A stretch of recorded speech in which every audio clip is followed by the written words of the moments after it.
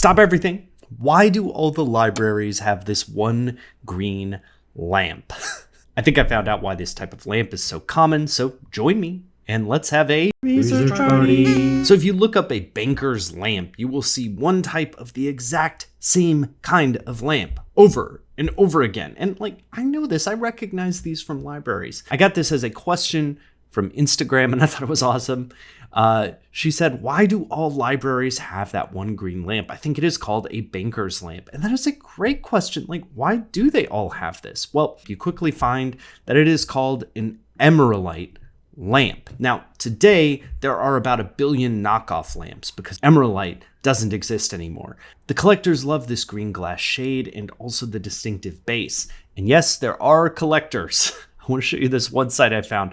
This guy bought the emeraldite domain name because since the company is defunct, it doesn't have its own domain. He collects a ton of lamps from the company that made these emeraldite lights. Why did it become so famous? Well, if you think about it, in the early 1900s, they had just sort of invented electric lighting. This was a new thing. Who needed electric lights in the beginning?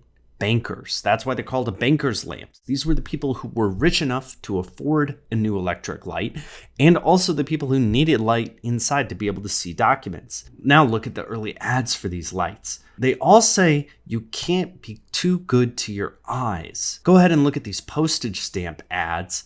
Kind to the eyes. Kind to the eyes, kind to the eye, kind to the eyes. That's why so many knockoffs happen, because they believed that the green eye shade could soften the electric light and make it more palatable for eyes. Because remember, lights were kind of new at the time. And the idea of green being easier on the eyes was actually big in the culture at the time. I made this video about why operating room walls are green, and it actually comes from a medical theory that not only was it the opposite color of blood, but green was soothing if it was the color of the spinach leaf. These banker's lamps had already become a thing and set a reputation for how a banker's office should look, and that extended to libraries.